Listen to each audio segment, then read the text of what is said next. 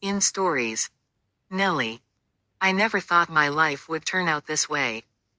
Married to a man like Edward, charming and successful, yes, but completely uninterested in me.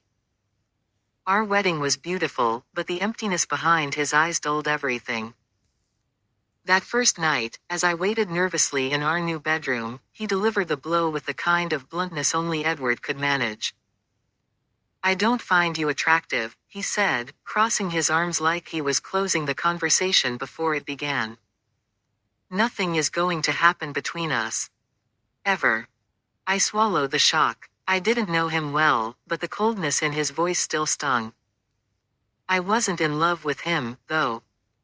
This marriage wasn't my choice, and if he didn't want anything from me, then so be it. "All right," I said calmly. "Good night, Edward." I turned over and went to sleep. Edward. When I first met Nelly, I felt nothing. No spark, no interest, just an obligation to fulfill. She was beautiful, of course, but I've never been drawn to women, and she was no exception. I thought it best to be upfront with her, to set boundaries.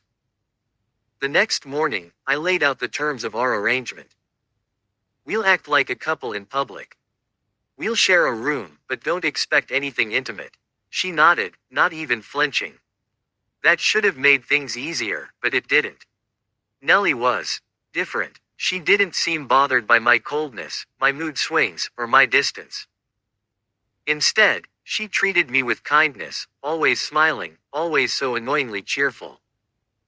It was as though my bitterness only made her kinder, and I didn't know how to handle that. Nelly. I don't know when it started, but I began to see past Edward's icy exterior. He wasn't as heartless as he wanted me to believe. There was a pain in him, something he was hiding. I decided I wouldn't let his walls keep me out.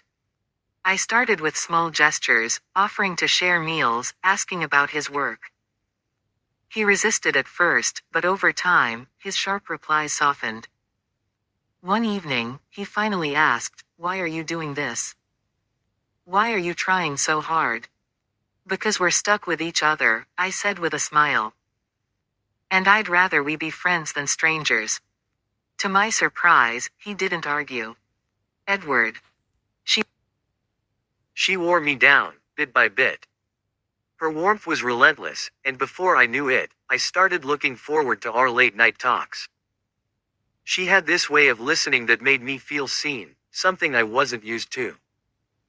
I don't know what made me tell her the truth, but one night, I did. "I'm attracted to men," I confessed, unable to meet her eyes. I expected her to be angry or disgusted, but instead, she placed her hand on mine. "Thank you for telling me," she said gently. "I'm here for you, Edward." Her kindness hit me harder than any rejection could have. Nelly. Edward's confession changed everything, and nothing. I respected him more for trusting me, and I promised to keep his secret. We settled into a strange rhythm. He went out late at night to his clubs, and I stayed home, finding peace in the quiet. But the more time we spent together, the more I noticed things about him. The way his hand lingered on my waist at events.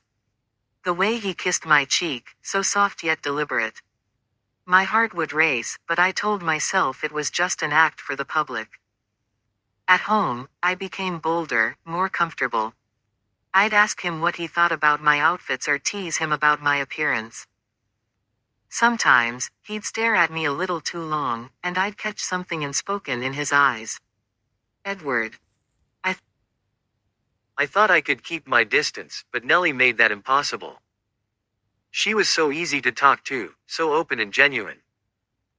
I started noticing things about her, the way she tucked her hair behind her ear when she was nervous, the way she laughed so freely. It wasn't just her beauty that got to me, though she was stunning. It was her heart. She was so comfortable around me, so unguarded. She'd change in front of me without a second thought, asking if her dress was too tight or if her makeup looked right. She didn't know what she was doing to me. Nelly. One night, as we lay in bed, I felt Edward watching me. Nelly, he said softly, you've been restless. Are you sure you're okay? I'm fine, I lied, my cheeks burning. You deserve more, he said, his voice heavy. If you ever want someone else, I won't stop you. I'll even help you keep it a secret. I shook my head. I don't need anyone else, Edward. I have you. The words hung between us, heavy with meaning. He didn't press me further, but I knew neither of us was being completely honest. Edward. Days passed. Days passed, and it became impossible to ignore. I noticed the subtle changes in Nelly, the way she lingered a little too long when we hugged, the way her gaze softened when she thought I wasn't looking. She was restless at night, shifting in bed, and there was an undeniable tension in the air. I realized she was attracted to me. Me, a man who had spent years convincing himself he could never be drawn to a woman, let alone his wife. To address this growing situation, I came up with what I thought was the perfect solution: to send Nelly to one of my mixed-gender clubs in another city. There, she could act single, meet someone who could fulfill her desires, and relieve the pressure we both felt. Convincing her wasn't easy, but after several conversations, she finally agreed.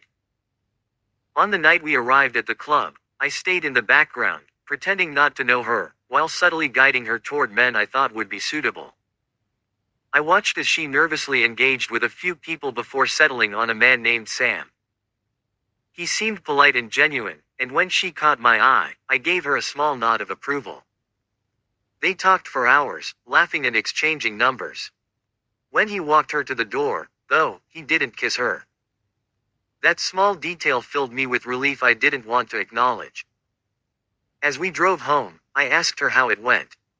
Well, she replied, smiling faintly. We're meeting again soon. Good, I said, keeping my eyes on the road. Be careful, and call me if anything goes wrong. But the truth was, the idea of her meeting him again made my chest tighten. For weeks, she went out frequently, claiming to meet with Sam. I buried myself in work and visited my clubs, but each night, when we returned home and lay side by side in bed, I found myself missing her.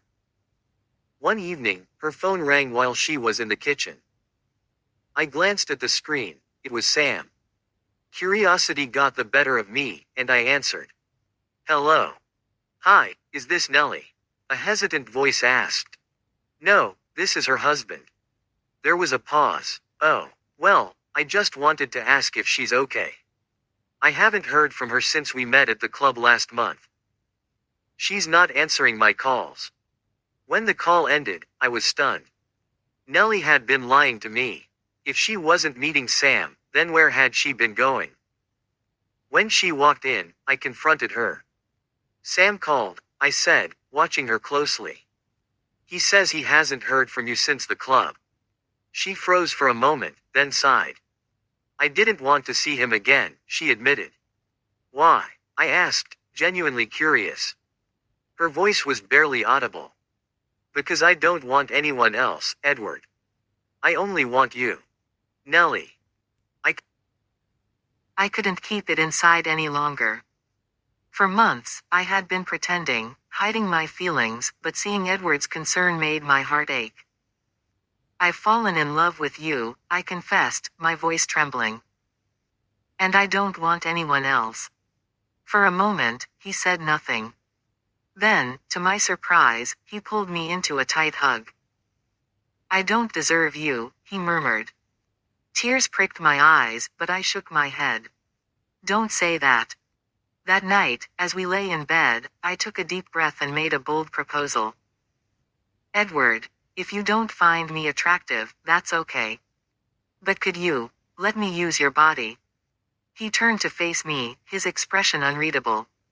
I've been doing some research, I continued, my cheeks burning. There are ways I can make it work, even if you're not into it. Before I could finish, he kissed me. It wasn't the tentative kisses we had shared in public. This one was passionate, consuming, and left me breathless. I've been lying to myself, Nelly, he admitted. I do find you attractive. Too attractive. Edward. I couldn't hold. I couldn't hold back anymore. For months, I had tried to convince myself that my feelings for Nelly were purely platonic, but the truth was staring me in the face. That night, we came together in a way I had never thought possible. Her touch, her warmth, her quiet confidence, it was intoxicating.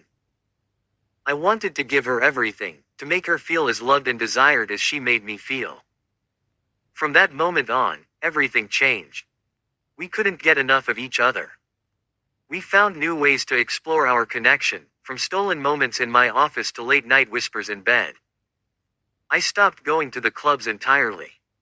Nelly never asked why, but I knew she understood. She was all I needed now. Nelly. Edward's transformation was beautiful to witness. The man who had once been so distant was now my partner in every sense of the word. He showered me with love and attention, and I never doubted his feelings for me.